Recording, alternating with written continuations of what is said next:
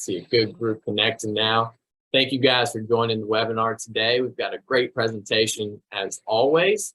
Today we're covering how to confidentially sell or make an acquisition for your business.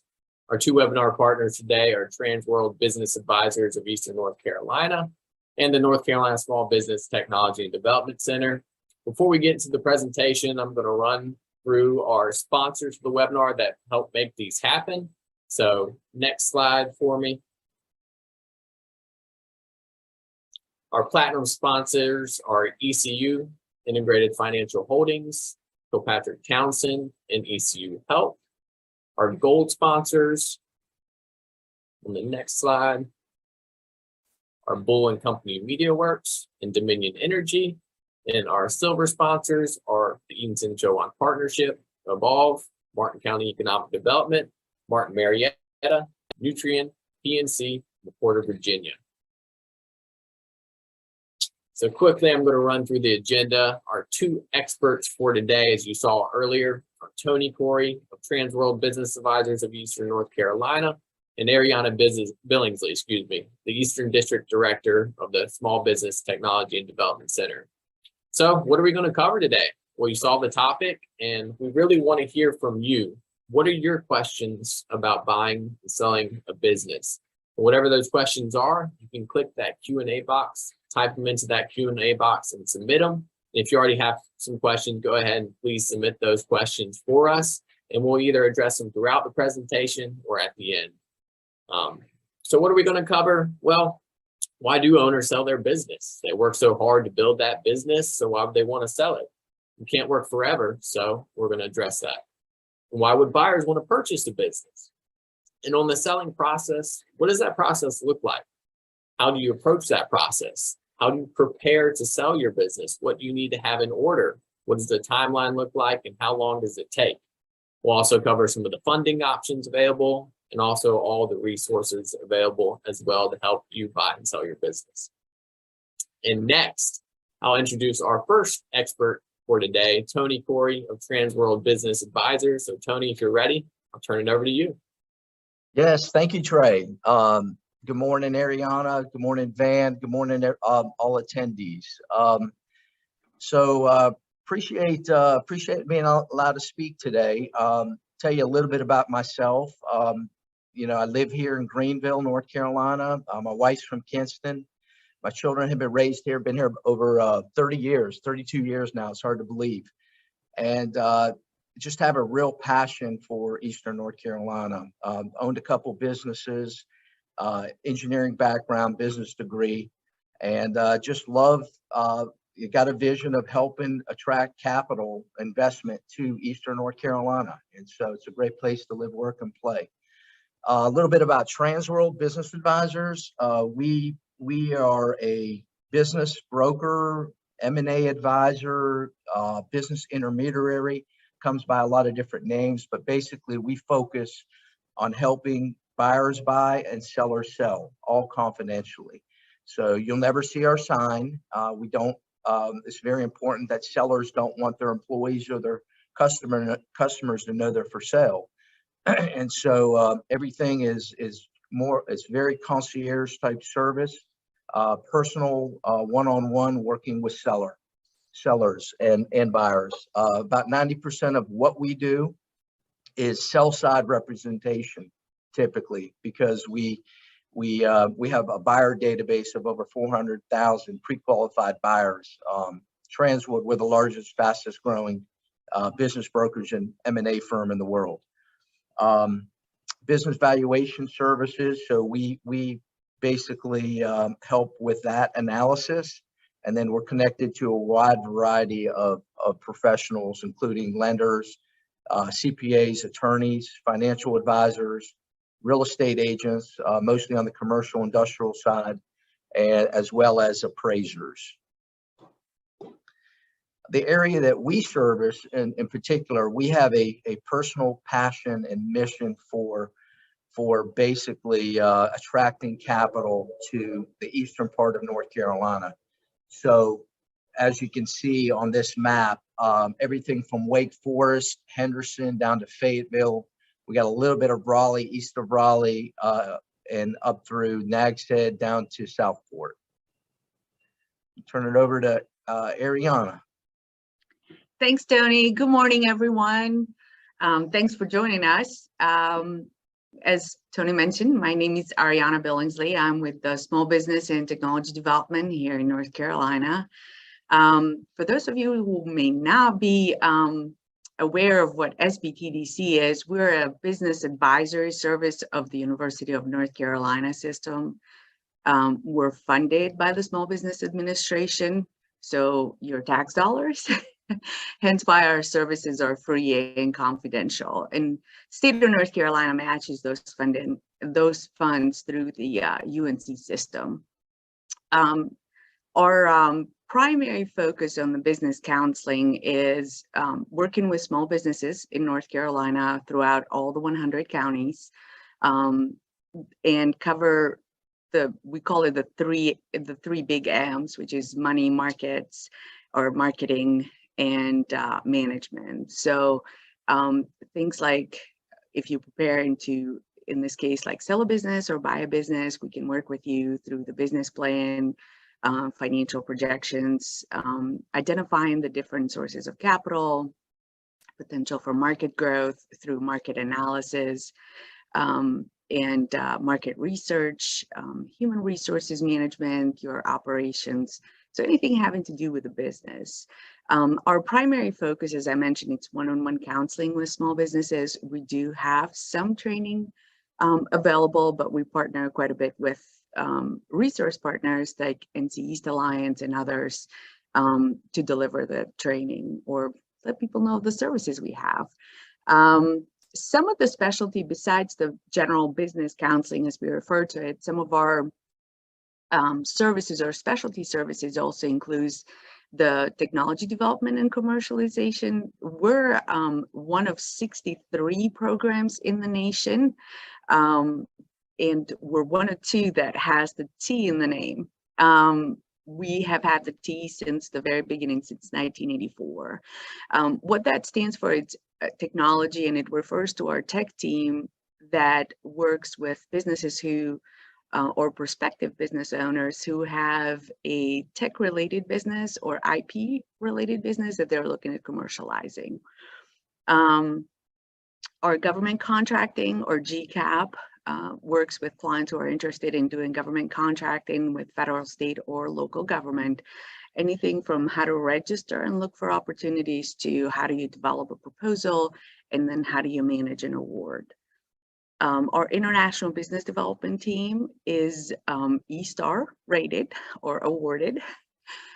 We have a team of IBD counselors that work across the state of North Carolina with business owners who are interested in doing business internationally, from identifying markets outside the United States to evaluating those opportunities, to securing financing through sources like Exim Bank and so forth. Our some additional specialty programs for us include the access to capital resources. A lot of our resources or publications are available online and available obviously for free. But if you are obviously interested in any of those services, it's through sbtdc.org. And as I mentioned, our services are confidential. So as you can imagine, a lot of business owners may share things like financial statements, sometimes tax returns, depending. So anything that's shared with us, even though we're funded by tax dollars, we still maintain that confidentiality, which is a cornerstone of the services. So again, you can obviously review all the different services on our website. One other thing, if you're looking at or know someone who's looking at starting a business in the state of North Carolina, our Biz Launch training, Taking the Leap, focuses quite a bit on, it's a 4-week cohort program that focuses on basically starting a business in North Carolina. Thank you. And this is Tony moved. So this is a map of the different centers across the state. We have 11 regional centers and 16 centers in total across the state of North Carolina, covering all the 100 counties. Regardless whether you're at, whether you're in the western part of the state and reach to me, or reach to someone at our Triad East, or wherever you are, we can basically direct you to the center that's closest to you. So there's no limitation on which center you want to work with. Our division is strictly based on proximity to the center, but over the last 2.5 years, obviously we've focused quite a bit on, you know, Zoom and video conferencing one way or another. So it's kind of it's created this wider world for us where we can communicate with someone on the western part of the state face to face. So, but yeah, and again, our sbtdc.org website has quite a bit of resources, and also the links to sign up as a client with us. That's it. All right, I think Trey, you're going to run the first poll, correct? Yes, I will pull up that poll now, and in a second, I will launch it. All right, it should be up.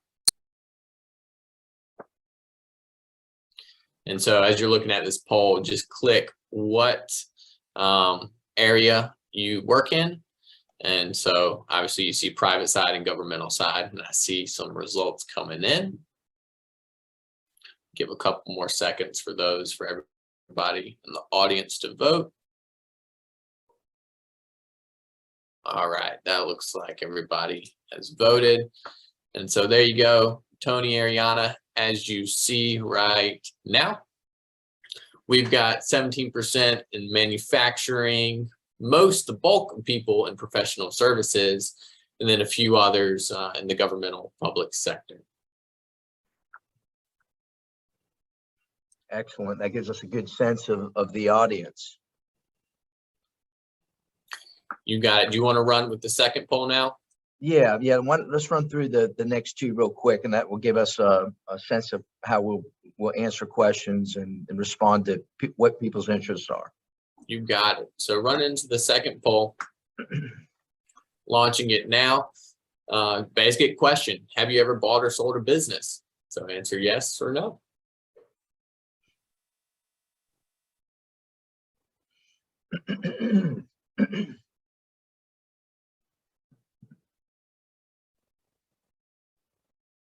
Awesome. Looks like we've got everybody now. And as you'll see, we've got a split 50-50. Yes, some people have sold a business. No, some people haven't. And so, Tony, I guess we'll roll right into that third poll question.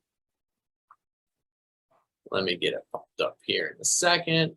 Now, this third question: are you thinking about buying or selling your current business? So basic, are you or are you not?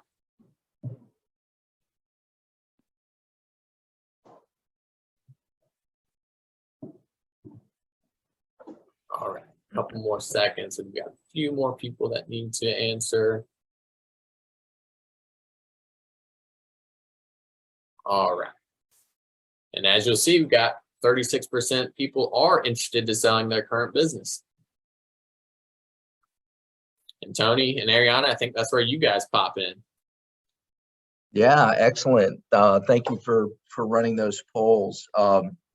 Great mix. Yeah, for sure.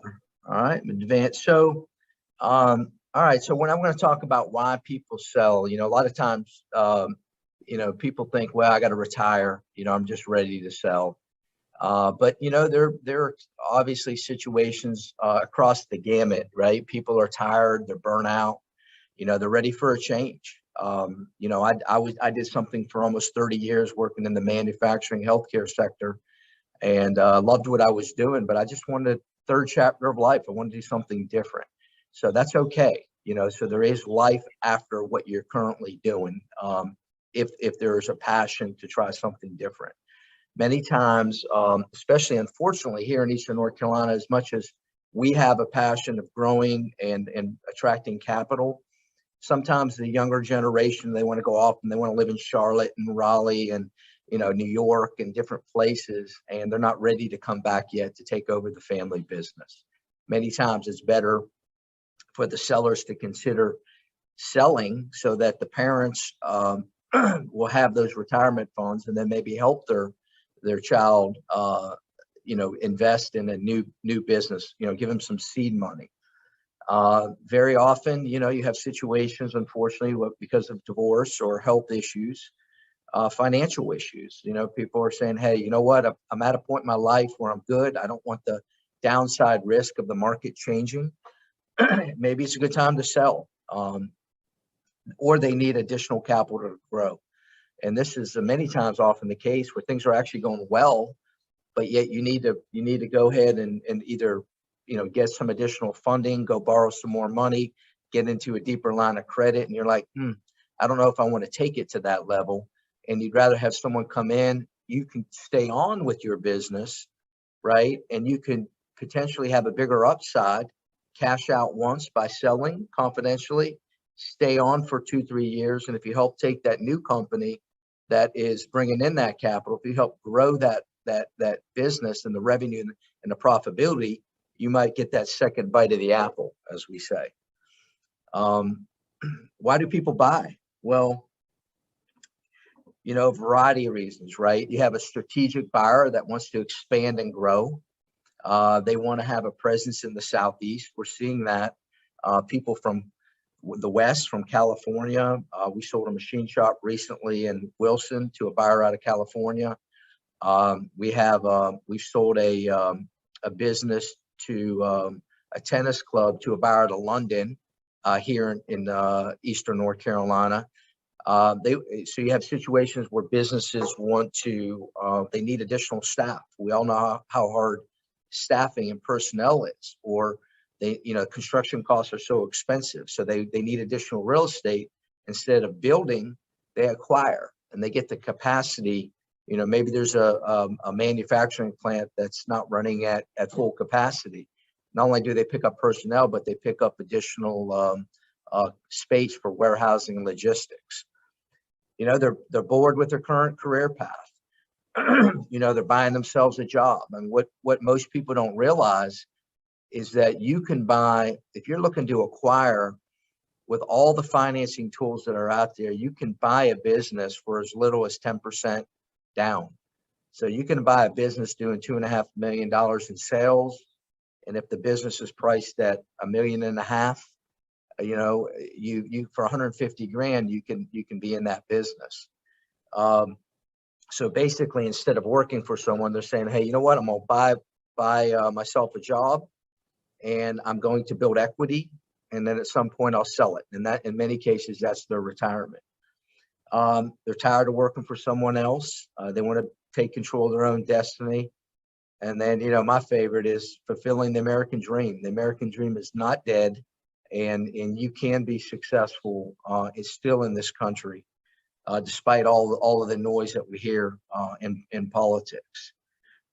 So you can grow both professionally and financially. Ariana? Awesome. So let's look at some U.S. macro statistics regarding the business world. Based on the SBA, or SBA uses two types of definitions when they're talking about a small business. If you're a manufacturing type business, it's based on the number of employees. And that can range from 250 up to 1,500 employees. Yes, 1,500 still considered a small. That's typically aviation type businesses. And then if it's services, then typically it's the sales that determine whether or not that business is small, and that range anywhere from 7 million upwards of 35 million or 37 million for construction companies. 90% of the businesses, and this should not come as a surprise, 90% of the small businesses or of the US businesses are actually what's considered a small business. And that's typically below 500 employees, or like I mentioned, the earlier stats on the size definition based on the SBA. 50 to 90% of a business owner's net worth is tied to the business, and I've seen that. We work with tons of businesses, and that's quite true.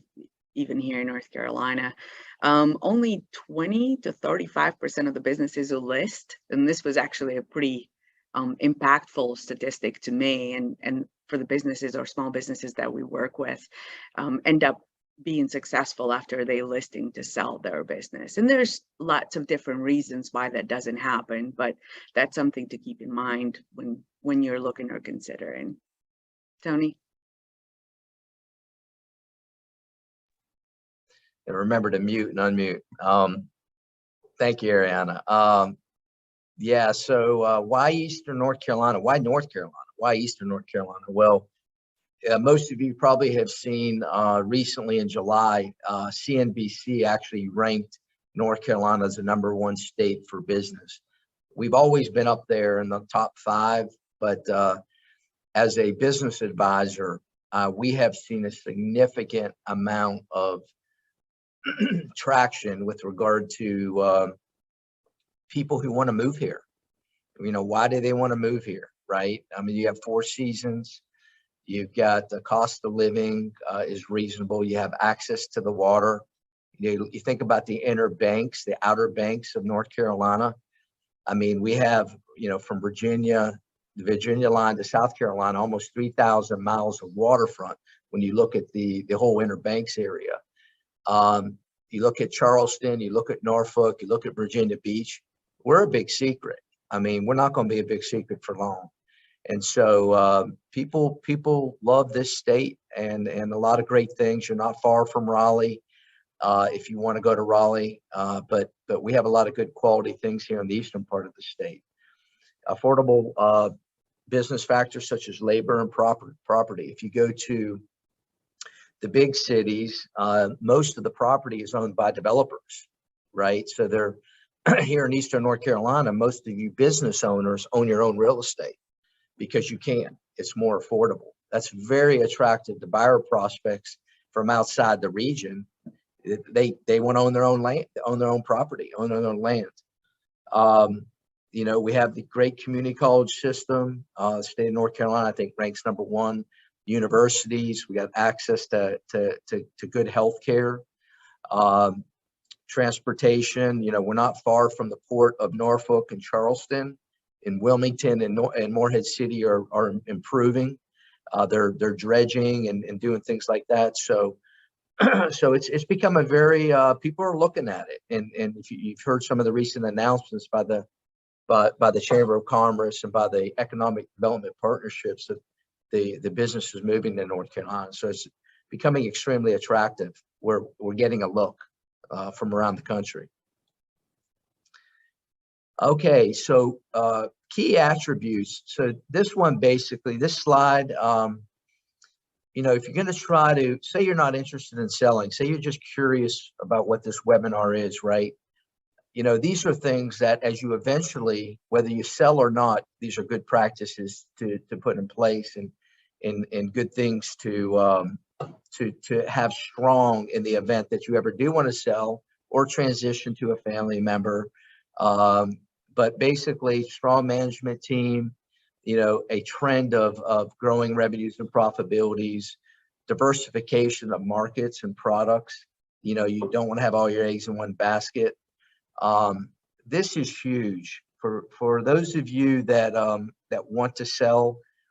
A 3-year history of EBITDA, which is earnings before interest, taxes, depreciation, amortization.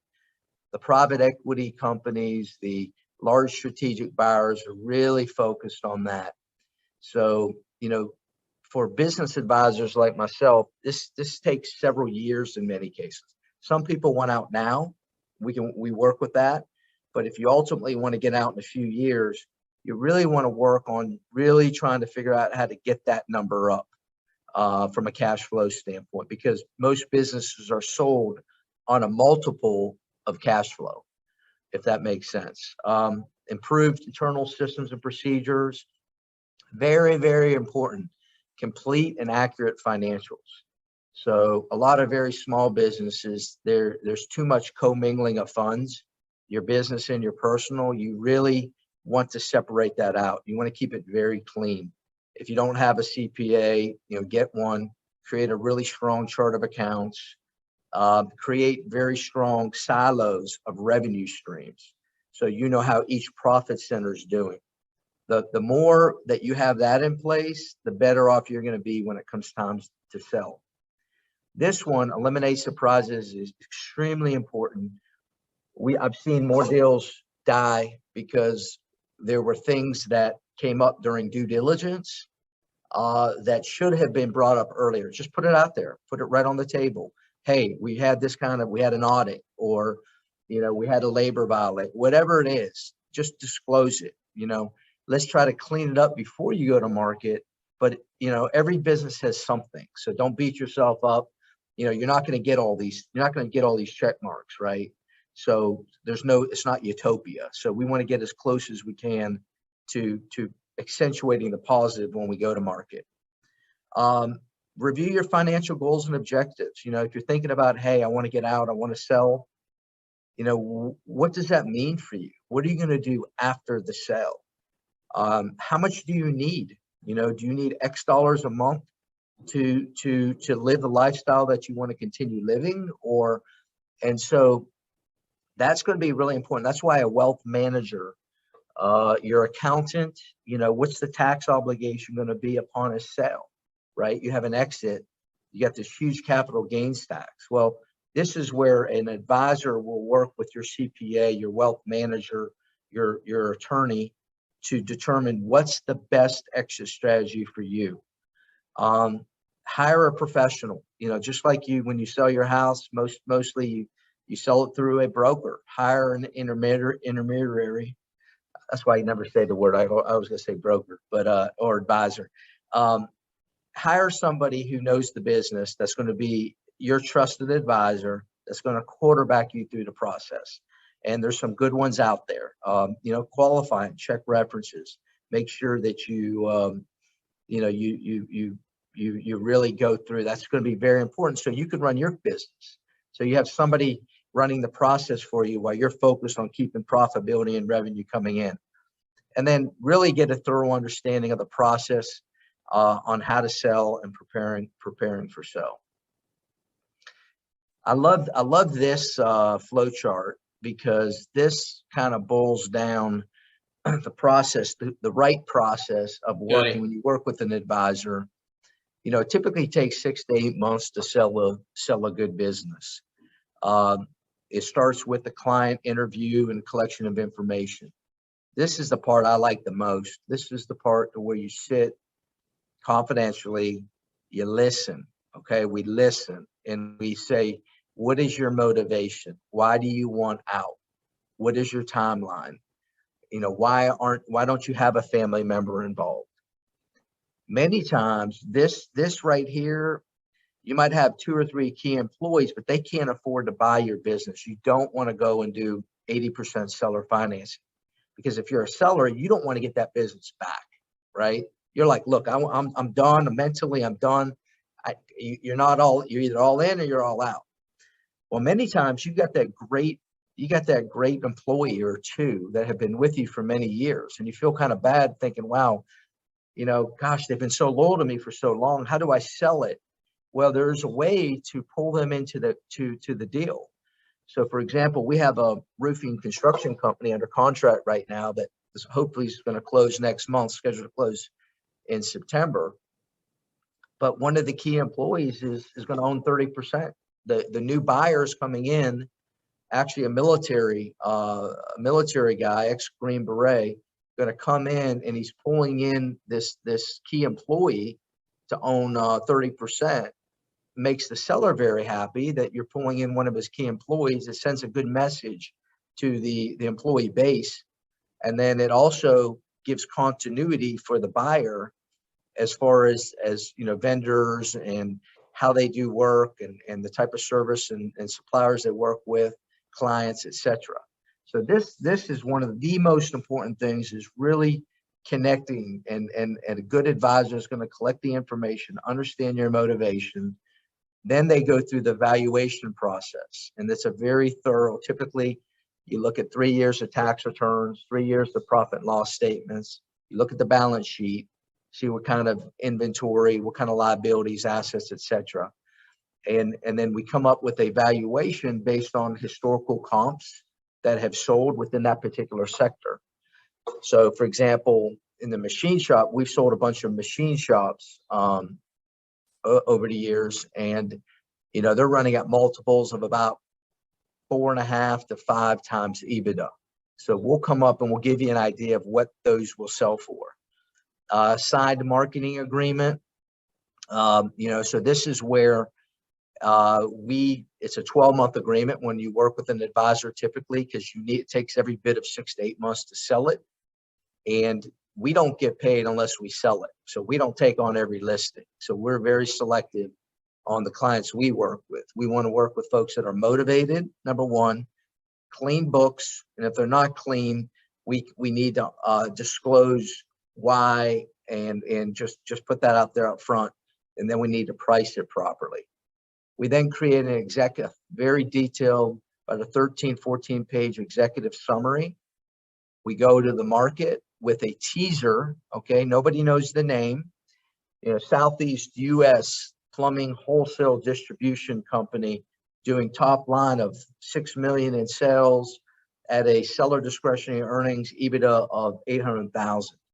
And so there's a little teaser that what happens is we're on all the business for sale websites. We have our own database of over 400,000 buyers. And what happens is somebody who's looking for a particular business, I'm looking for a manufacturing plant that's in the chemical industry. They'll put that in, and then we'll pop up.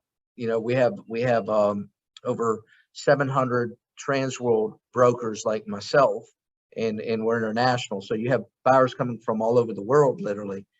And then what happens is we get them to execute an NDA, non-disclosure agreement. They also fill out a buyer profile. That buyer profile will tell us whether they have the wherewithal to purchase.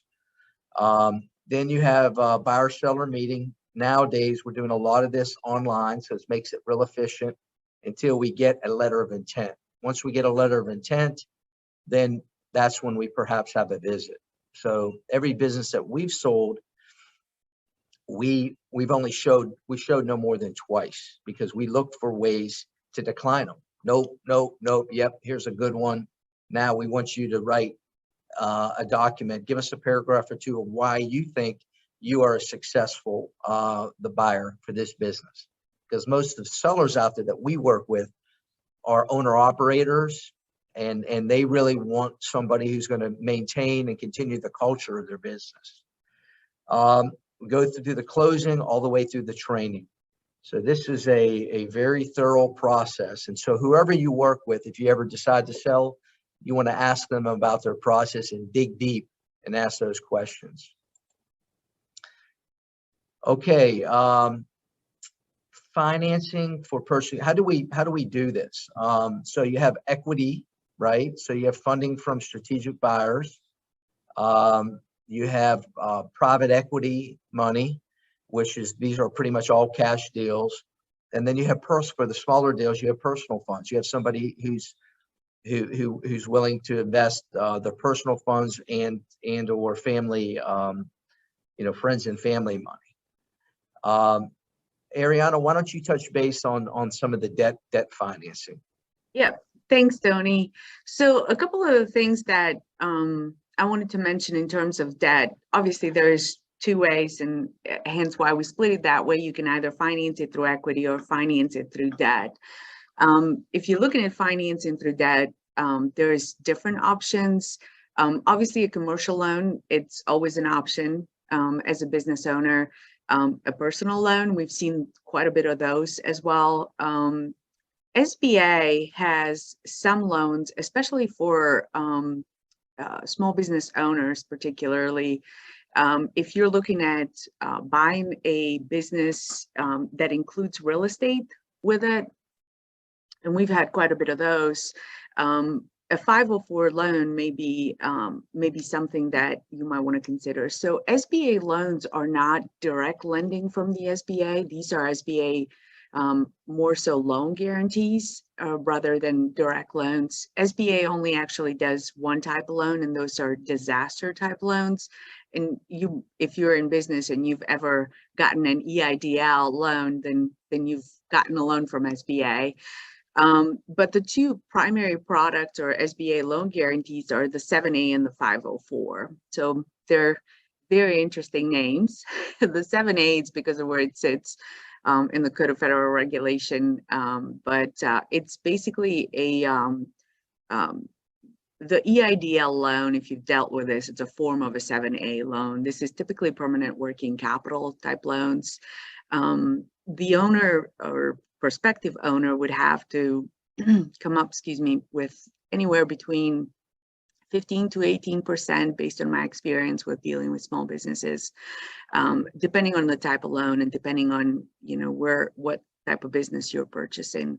The 504 loan, and it's 504 because it's 50, 10, and 40.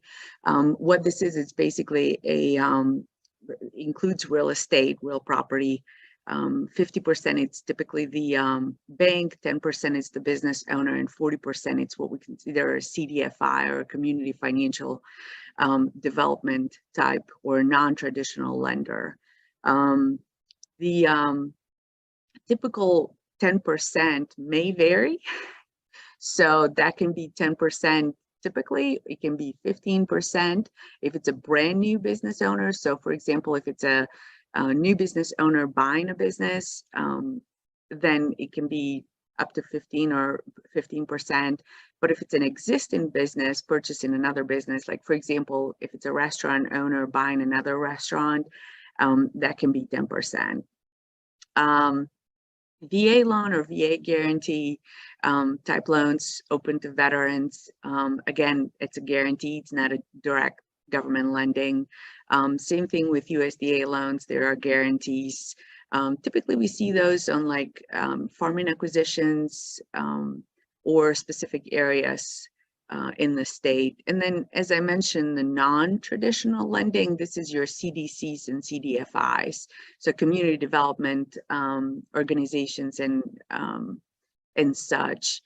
Some of them that you may be familiar with, we used to be in North Carolina, only had about 3 years ago or so, we only had 2 CDFIs that would participate in the 504 program, and they were self-help and BEFCOR.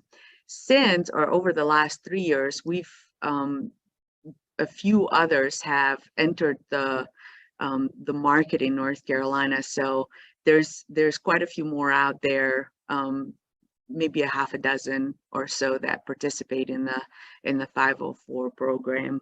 Some of the things to keep in mind whenever you're getting ready to especially if you're getting ready to assume debt or basically use debt to acquire a business, whether it's a CDFI, a commercial, or a person, not sure about the personal one. I haven't quite dealt with those, but any of the other ones, the first thing that they're going to require, it's going to be a business plan, along with financial projections or 3 years worth of pro forma. If you're buying an existing business, that's actually not that difficult to put together, but that's where SBTDC and our general business counselors can help you with identifying what are some of the areas. And we've worked pretty closely with several different banks in the state to help a company through or a prospective business owner through the process of securing debt, basically. Lots of different cases. Business owner went to the bank, prospective business owner went to the bank. Great opportunity to purchase an existing business with a book of clients, and they were looking for a 504. There was real estate.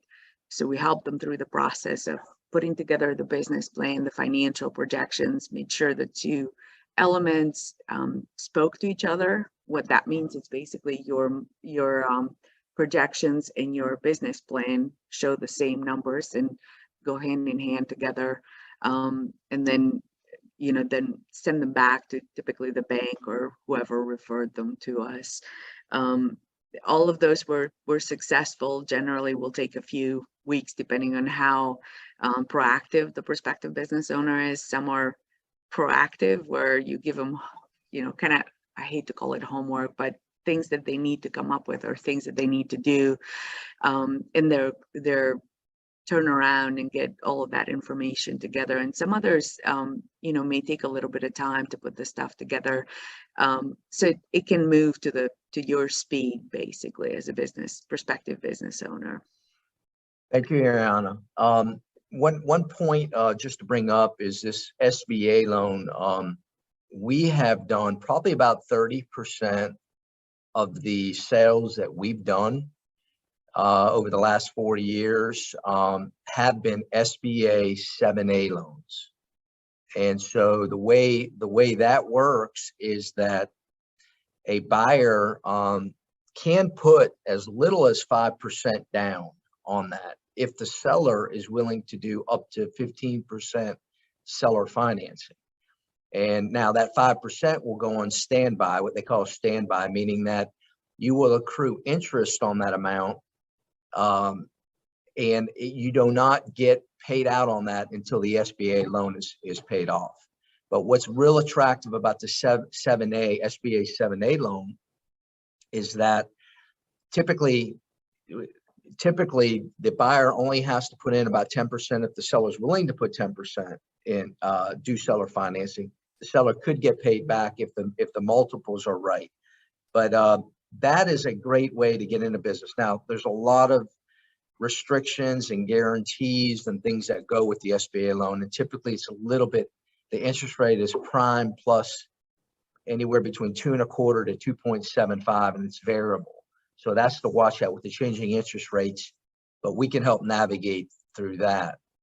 Alternatives to equity and debt financing is this seller financing. I mean, we had one client that had the real estate as collateral, and they wanted to finance, the buyer ended up putting in a couple $100,000, and they financed the rest of the deal because they were able to make $100,000 in interest a year.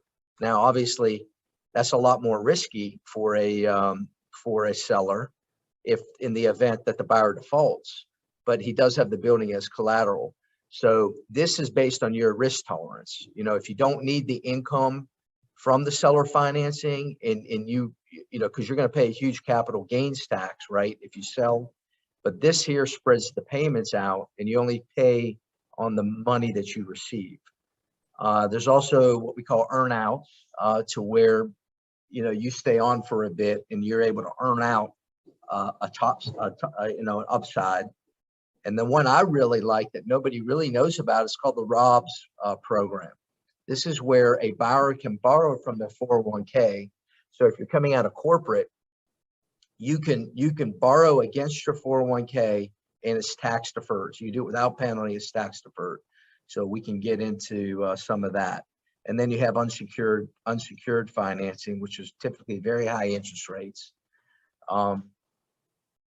This is Tony, our last slide. Go ahead. Yeah, Yes. Tony, before we move, we actually have a question related to finance. And does the SBA loan include purchase of real estate? Yes.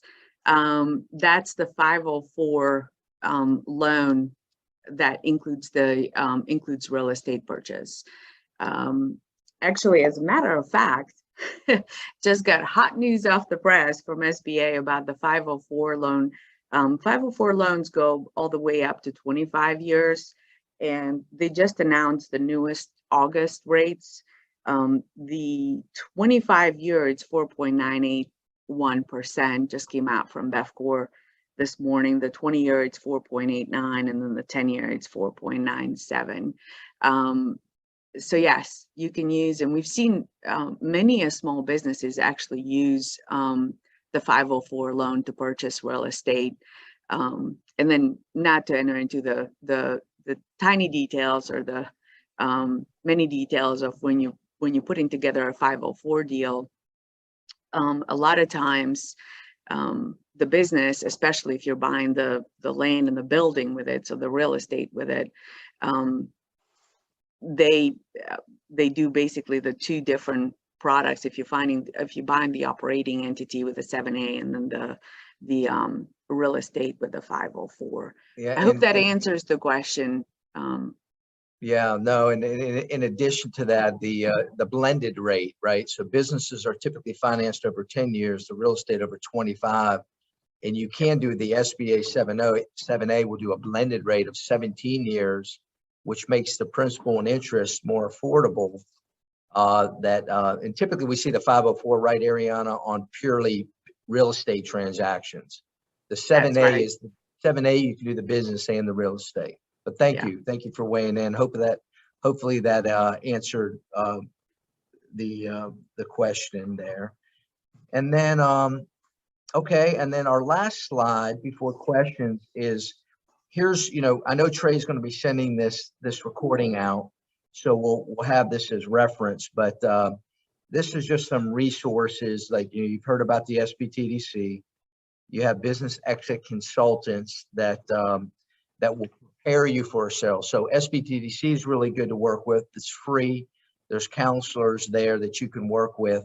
You also have, CPAs, you have business advisors like us, you have financial advisors that will prepare you over the course of, if you're not ready to sell in the next 12 months, over 18, 24 months on, let's get ourselves in a position to sell. And then you have industrial expansion solutions, which is part of the state. And that's a lot for manufacturing. They come in and they'll help. We have contacts down here for each. And then I threw in legal aid only because there are many businesses that if they're in trouble, legal aid is free. There are attorneys that volunteer to help, and you can use them as a resource to start with, and they can help guide you. So why don't we stop there? And Trey, if you got other questions that have come in or from anybody, we really appreciate doing this. And I've worked with Ariana for many years, and I've referred a lot of folks over to her when they need a good counselor, somebody who is in the region and can help them put together a good plan. Yeah, thank you, Tony and Ariana. We do have a couple of questions that we'll get to. I want to thank you guys for this presentation. I mean, I think it's most people's dream to own a business one day. And you guys are definitely the experts to help people assist with that, as well as people that are interested in selling a business. I'll reiterate, like Tony said, this is a recorded webinar, so it will be sent out as a resource for your use or for anyone that may be interested in this topic. I'll send that out tomorrow along with Tony and Ariana's contact, so everybody can have that. A couple of questions that we have. First, Tony, you mentioned kind of outside forces. We're in a very interesting economic time. See high inflation, see talks of recession. Now with businesses out there that are interested in selling, what does that mean for them? Should they wait or should they go ahead and start the process? Yeah, so good question, Trey. We're seeing an unprecedented amount of people looking to buy. I mean, they're still out there looking to buy. They're tired of the corporate world. They're tired of working for someone. They want to get out of. I'm originally from Ohio, right? I love Ohio. I love the people in Ohio, but I don't like the snow too much. So people are moving to the South, and North Carolina's got 4 seasons. The interest rates are still at historic lows. I mean, most people don't remember the days when we had 18% interest. I mean, there were days when we had that high interest. So I know I'm aging myself, but I mean, you look at everything. When you look at a macro still from a global standpoint, what's going on with Russia and Ukraine and with China and potentially Taiwan. I mean, you have authoritarian regimes around the world. Where's the safe haven for capital, right? It's America. For all the faults that we think we have, we still are a light to the world. And so And I think, you know, that's what I'm excited about what you do at NC East Alliance, right? Is you got 29 counties, you're trying to promote the region, right? To attract capital. And that's what people like Ariana and I are doing too, because we love it. I mean, I've lived here 32 years. It's my adopted home. And so to answer your question, I mean, there are going to be people looking to buy and looking to sell. And you don't want to wait till things get bad before you sell. So if things are going good, that's, you know, it takes 6 to 8 months to sell. And then the new buyer is going to want you to stay on for another 6 months to do a good transition. You're still talking about 1.5 to 2 years to get out, right? Even if you decide to sell now. So hopefully that answers part of your question. You got it, Tony. And as we've seen and what we do, we've worked with a lot of companies, international companies from those distressed countries, and they see the U.S. as just a wide open market where they could be extremely successful. And we've already had companies specifically out of South Africa locate here or buy a business here and become very successful. So you're exactly right. America is the place to be. Ariana, any additional input on that question? How have you seen kind of business starts in your world? Are they continuing to increase in people starting businesses as often as ever? Oh, we've been in record years over the last 3. We're shaping for the 4th year in a row to be in record years. There's a good reason why North Carolina is #1 to do business. And so according to the North Carolina Secretary of State, 2019 was a record year at 100,000 new business starts in North Carolina. In 2020, we surpassed that by 27,000. So we were at 127,000 new business starts. 2021 surpassed that by even more at 178,000. That's like unheard of number of new business starts in North Carolina. And remember, new business starts is not just, you know, someone just opening a business. It's a brand new purchase. It's someone relocating their business in North Carolina. So it includes a lot of different factors. And this year we're shaping up to be another record year. As of the end of June, there were 93,000 new business starts. So we're on track to surpassing the 178,000 from last year. So definitely it might not look like it because of the issues that we see in the market, from supply chain disruption to funding, financing, all of that. But despite all of that, I mean, it shows an optimism on the business starts. I think coming out of COVID, people are thinking about more creative ways and things that they want to do that, you know, kind of became the forefront during the 2.5, almost 3 years we've been on this kind of more restricted interaction. So yeah, the market is still as hot as ever for anyone that follows it. It's impressive. Now, Ariana, with people contacting you for your services, first of all, let's reiterate, how much does it cost to work with you? You do a lot of stuff that seems really expensive. How much does that cost? I hate to say free, but it's prepaid by tax dollars. So it's your tax dollars at work, basically. So yeah, it doesn't cost anything to work with one of our business counselors. We have 90 plus counselors across the state of North Carolina. Many of them have a varied experience. So we have almost, I'd have to do a mental calculations really quickly, how many of us have actually owned our own businesses.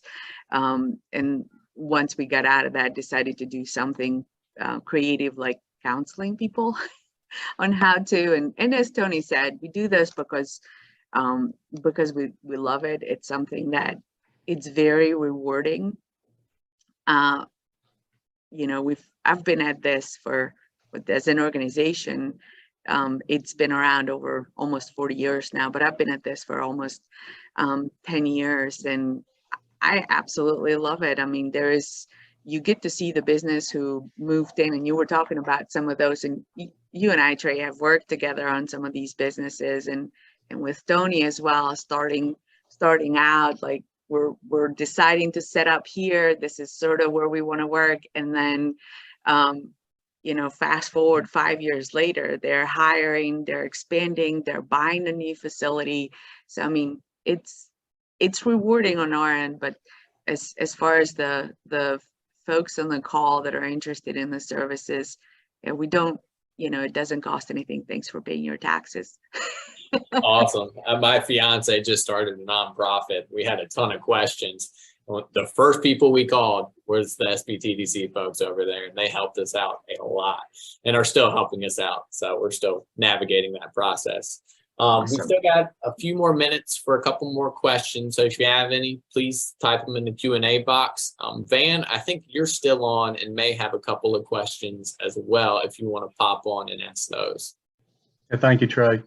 So early on in this presentation, you guys were talking about cleaning up businesses, whether it was a cash business or whether they intermingled personal activities in the business. I've heard, I'm not sure if this is true, that people take cash and don't even put it in the bank and don't report it, but all kinds of issues that you have there. Do you have to clean up 3 years worth of future work before you can sell it, or can you really clean it up for 1 year and use that as an example for the previous 3? Because Tony, you were talking about you're basing it on 3 years worth of tax returns or whatever else. So if there was a problem, how soon can you typically go ahead and sell it after you clean up some of that stuff? Good question. So really the most important thing, Van, more so even than the 3 years, is the disclosure of what you're doing. So, you know, a lender is not going to lend based on cash receipts that aren't recorded. So many, and so that's how most people are going to buy something, right? And everyone's not going to have all cash to buy $1 million business. So it's very, very important. While you think you're making money by not paying taxes on the front end, you'll pay for it on the back end. And typically we get a higher price. So if you're showing good cash flow, if you're showing you're paying $300,000 in taxes each year, or you're showing the net operating income, and that's what you claim, then when banks, we use the same multiples that banks use, and there's historical comps out there on multiples based on cash flow. That is what a lender is going to pay on, and people will pay a premium. As that approaches $1 million of cash flow, EBITDA, the multiples go up really high. So, you know, you can, you know, for a business broker like us, when we do our recast of the financials, we take the tax return, then we do the adjustments. What's the owner making? What are all the health, life insurance, their auto vehicle, their ECU football tickets, anything that's going in there? You know, if they've got an addition at their beach house that they've done through the business and it's under repairs and maintenance, we'll show that as an add back, because the new buyer is not going to have that, or it's the discretion of the new buyer to do it. But the tax return here, but the adjustments, you've got to qualify and quantify. We're not the IRS. So, you've got to show where it's coming from, but a lender is not going to lend based on that. Okay. With those add backs. So, you know, ideally you like to have, you know, motivated seller with clean books, priced right. And they're going to get a discount on the price typically if it's not all clean. And it raises a lot of questions to the buyer. Okay, what else is going on? So hope that answers your question. Yeah, I got a couple more real quick. Do we have time, Trey? One more, Van. Okay, which one do I want? Give me 2. A foreign buyer, does that complicate financing in any way with traditional loans? A foreign buyer, I'll chime in real quick. A foreign buyer cannot get an SBA loan. So they're not going to be able to get a government loan. Typically, it's an all cash deal, or it's 70% cash and 30% seller financing, where they have the existing folks stay on board, where, they stay and they do some seller financing. So that helps them get in. Now they can do traditional lending, but they can't use, and Ariana, you correct me if I'm wrong, but they can't use any U.S. government funding, SBA, USDA, any of that. You're correct. We actually did help a client who did purchase a store here in Eastern North Carolina, and we ended up doing some creative recommendations on how to do. But SBA was, yeah, you're absolutely correct. That's not an option. So one more quick one, Trey. I really got 2 or 3, but here's a quick one. So we're in the Southeast. I'm an 8th generation guy that took a special family building that had charisma and character to it. That became my sales office, business office, whatever, and it's next door to the manufacturing piece. Is it typically almost impossible to retain something that I lease to the new seller? The new seller wants it all.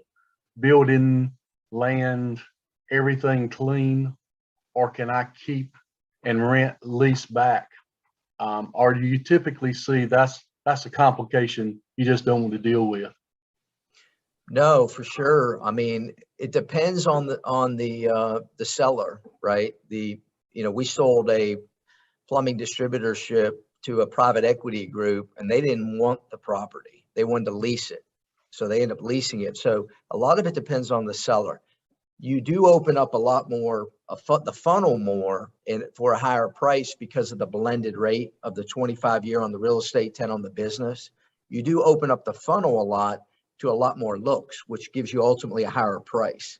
But if you have something sentimental like that, Van, to where you want to keep it, that's the criteria going in, is we can sell the business without with the intention of leasing a long-term lease. They're going to want a long-term lease. They're not going to want to pay a lot of money for a business that they won't have multiple options of renewal. Right. I'm done, Trey. Thank you. Appreciate that. Awesome. Thank you, Van.